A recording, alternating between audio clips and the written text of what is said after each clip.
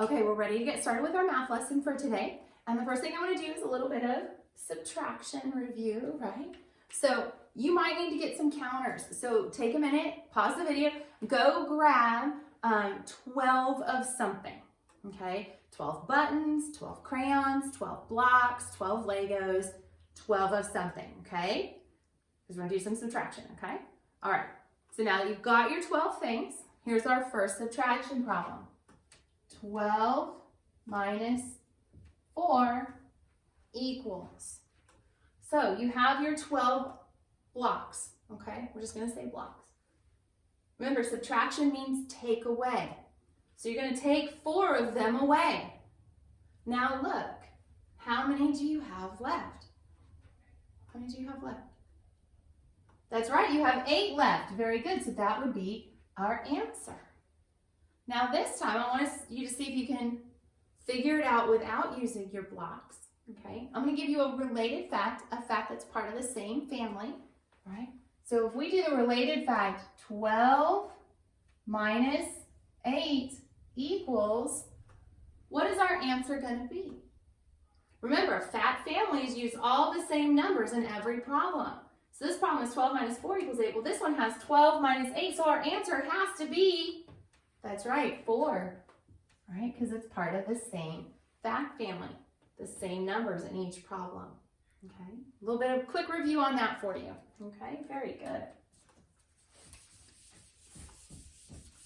Okay, now, I want to do a little bit with our tens and our ones. We're going to practice some 2-digit addition, okay? So, let's say I have 36 plus 12. Okay. Now, if you were drawing your tens and ones, okay, you would draw kind of what I'm going to put up here. So I'm going to pull out my tens and ones.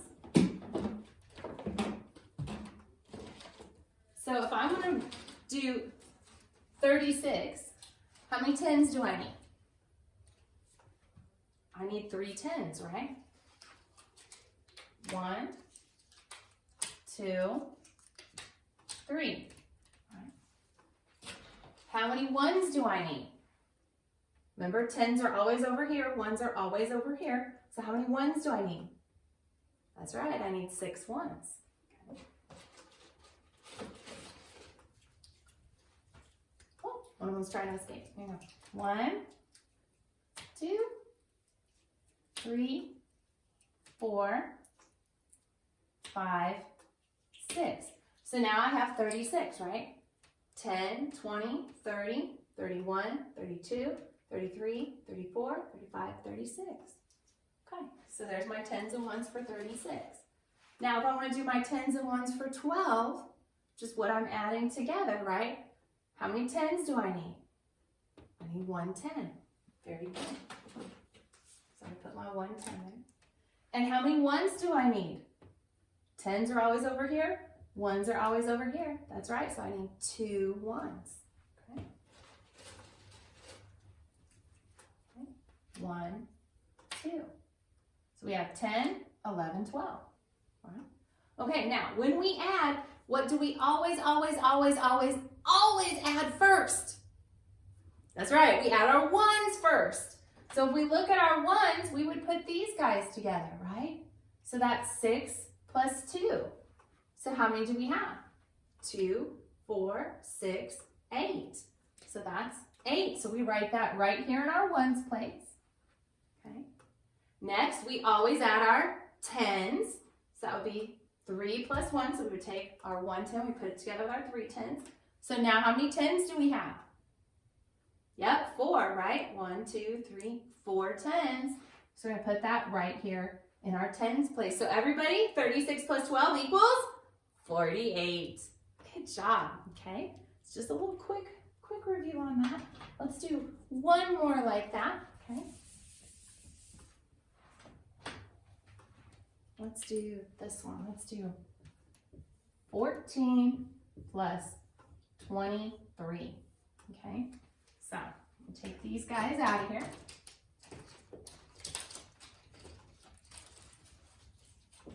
I'm just gonna slide those over. All right, so first number we have is 14.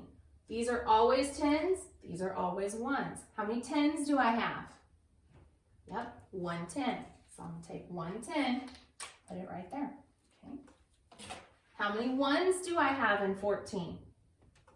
4 1s, right? Always right there. So we need 4 of those.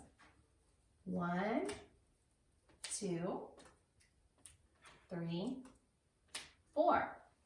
Now we have 14, right? 10, 11, 12, 13, 14. Okay.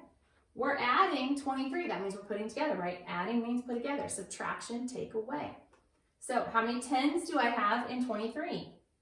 Right? These are always my 10s. These are always my 1s. So I have 2 10s. 1, 2. How many 1s do I have? 3, right? So I need 1, 2, 3 1s. Okay. Would we always add first? Our 1s. So 4 plus 3. That means I can take those and push them right together, right? So now I have 1, 2, 3, 4, 5, 6, 7 1s. 4 plus 3 is 7, right? So that's going to go right there in my 1s place. Okay. Now my 10s. 1 plus 2, because we always add our 10s after our 1s. So 1 plus 2, right? So let's go together. So I have 1, 2, 3 10s. 1 plus 2 is 3. That goes right here in my 10s place, right? Okay, so everybody, 14 plus 23 equals 37. Good job. Okay. Now, we're going to get these guys put away.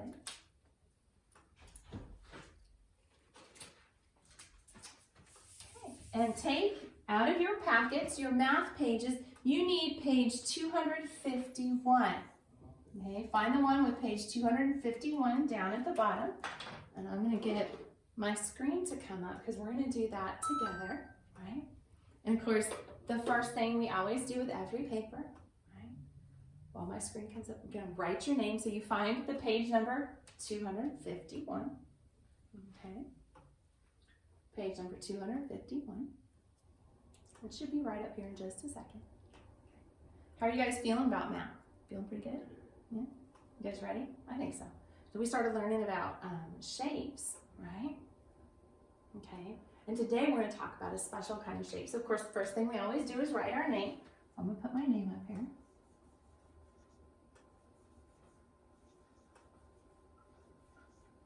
Okay. We're going to learn about spheres. Now remember that PH makes that special sound in phone, so it's spheres. It's kind of tricky. We're going to practice spheres. Spheres are shapes that have all round edges. Remember, they're 3D shapes. So an example of a sphere would be our marble, right? It's all round, all the way around, okay? Other examples of spheres might be a soccer ball. Our globe is a sphere. Not the stand part, but this part is a sphere, right? Because it's round all the way around, okay? So those are some good examples of spheres. So here on this page it says circle each object that has the same attributes as the figure. So this is a figure of a sphere. So we got to look and see.